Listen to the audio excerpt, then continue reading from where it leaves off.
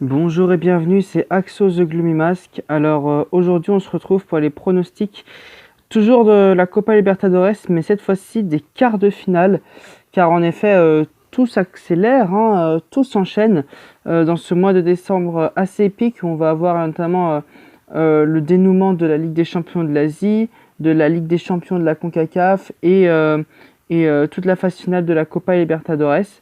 Donc déjà, franchement, j'ai bien aimé ces huitièmes de finale. Bon, après, il n'y avait pas eu d'énormes surprises et pas de match à rebondissement ou quoi. Mais ça va, on a quand même eu des buts. C'était plutôt intéressant.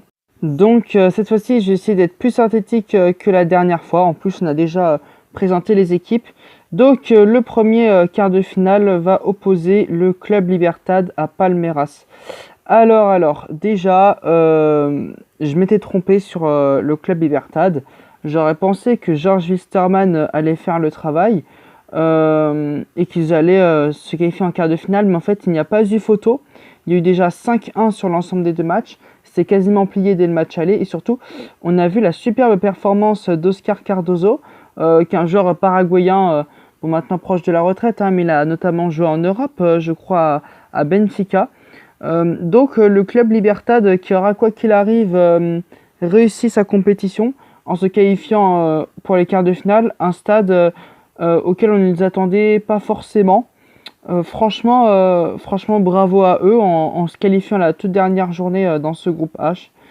Donc par contre malheureusement ils sont affrontés, malheureusement pour eux, ils s'affrontent à Palmeiras et Palmeiras c'est pour moi, je maintiens cet avis, le favori de la compétition. Ils ont écrasé 8 buts à 1 sur l'ensemble des deux matchs, donc 3-1 match aller, 5-0 match retour le club Delphine. Alors certes la performance est à relativiser en raison de la faiblesse de l'adversaire, néanmoins c'est quand même une sacrée tôle passée au club équatorien. Et donc Palmeiras qui, comme cette fois-ci je l'avais prédit, annonce donc un statut de grand favori de ce tournoi. Et à mon avis, ils vont aussi faire le job face à Club Libertad. C'est vrai que le tableau en fait les avantage bien. Ils ont pas, et pour l'instant c'est assez tranquille. Ils affrontent des clubs très très outsiders. À voir après pour la potentielle demi-finale. Mais donc pour moi, Palmeiras devrait aisément se qualifier en demi-finale et éliminer le club Libertad qui pourra être fier de son parcours. Donc le second quart de finale oppose Grêmio à Santos. Donc c'est une très très belle affiche. Ça m'hype vraiment là ce Grêmio Santos, ce duel de clubs brésiliens. J'ai hâte de voir ça. Alors Santos a fait le travail au match aller. Enfin, ils ont fait le plus dur au match aller en s'imposant à Quito. Ils ont perdu le match retour 1-0. Ça ne les a pas empêchés de se qualifier. Mais bon, ça, dans le jeu, je ne les ai pas trouvés si convaincants que ça, franchement. Contrairement à Grêmio, qui a su en toute tranquillité passer ce tour et éliminer Guarani en huitième de finale. Donc là, Grêmio se dirige vers une seconde demi-finale consécutive. Alors, est-ce que ça va encore être le favori qui va s'imposer? Bah, pour moi, oui. Pour moi, Grêmio est plus complet que Santos. Et je pense qu'ils vont les éliminer. Alors, je sens le match aller assez... Non, le match retour, parce que le match retour se jouera à Santos, pardon. Je ne pense pas que Grêmio va gagner les deux matchs, mais en faisant le boulot au match aller, en gagnant par 2 buts d'écart sans encaisser de but, à mon avis, ils pourront tranquillement atteindre le stade de la demi-finale. Donc pour moi, Grêmio sera dans le dernier carré et éliminera Santos, qui aura quand même fait un plutôt bon parcours. Ensuite, nous avons ce troisième quart de finale qui oppose River Plate au Club National de Football de Montevideo. Alors, je suis plutôt content quand même de mes pronostics pour une première. J'avais donc pronostiqué la qualification de Santos et de Grêmio, ainsi que celle de River Plate. Par contre, je pensais que l'Independiente del Valle pouvait battre le National Montevideo. Et je vais pas dire que j'ai pas eu de chance, parce que pour moi, le National méritait de passer. Surtout que l'Independiente del Valle aurait vraiment dû s'imposer au match aller, mais ils l'ont pas fait, ce qui fait que ça nous a amené à une séance de tir au but. Et oui, déjà une séance de tir au but. Et donc le National qui passe en quart de finale, ça fait très longtemps qu'ils sont pas allés à ce stade de la compétition. C'est plutôt bien pour eux, mais bon, ils étaient, enfin, ok, ils ont bien tenu face à l'armada offensive de l'Independiente del Valle. Ils ont réussi à les éliminer, mais c'est pas non plus un monstre dans la compétition. Mais j'ai pas été déçu que par eux. River Plate aussi m'a pas mal déçu face à l'Atlético Paranaense. Oui, mes deux chouchous ont été éliminés dès les huitièmes de finale. C'est rageant. Surtout qu'il y a eu un partout match aller, 1-0 pour River Plate au match retour sur un vieux penalty. Donc franchement, aucune de ces deux équipes pour moi ne va aller beaucoup plus loin dans la compétition. Bref, franchement, j'ai été assez déçu. Je m'attendais à beaucoup mieux de ces deux anciens vainqueurs de la Copa Libertadores. Et donc, parce que les quarts de finale est le tour de tous les possibles, je pense que si River Plate n'augmente pas son niveau de jeu et ne met pas un coup d'accélérateur, ils peuvent clairement se faire piéger par le National Montevideo qui en plus va jouer le match retour en Uruguay. Donc pour moi, ça va être le National qui va se qualifier. Encore une fois, hein, très, très salement, peut-être que cette fois-ci on réussira à marquer un but quand même sur deux matchs. Très salement, ça se trouve ça peut même encore une fois aller au tir au but. Mais je sais pas pourquoi je les sens mal, River Plate.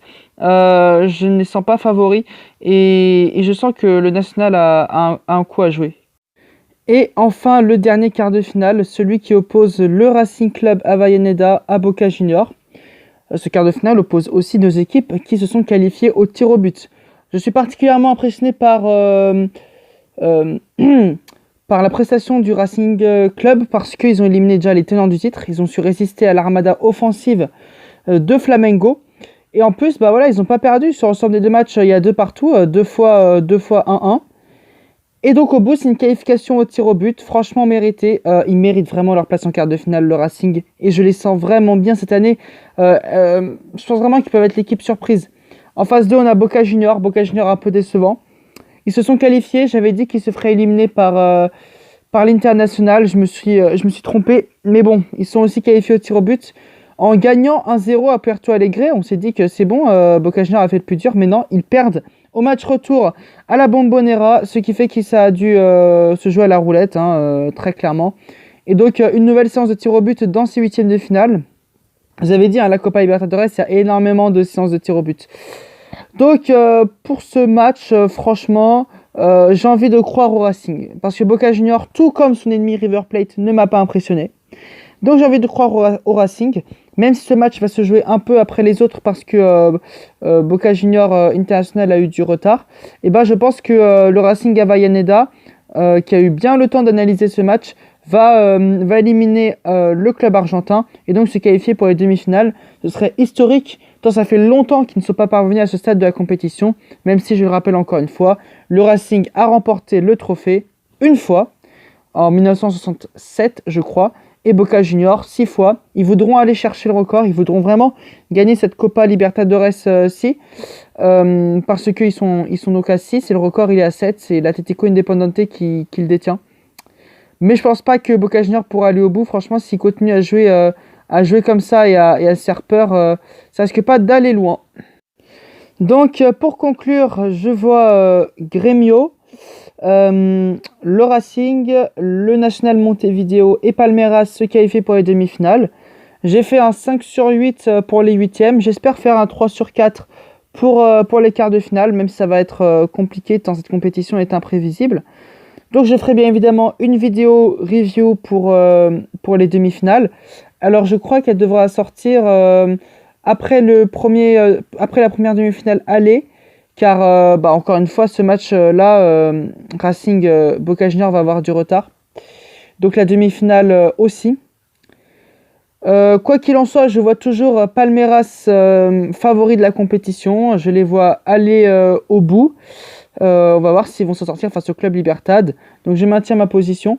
Sur ce, nous on se dit à très bientôt pour une nouvelle vidéo. Et peut-être pour les pronostics de la Ligue des Champions de l'UEFA. A plus!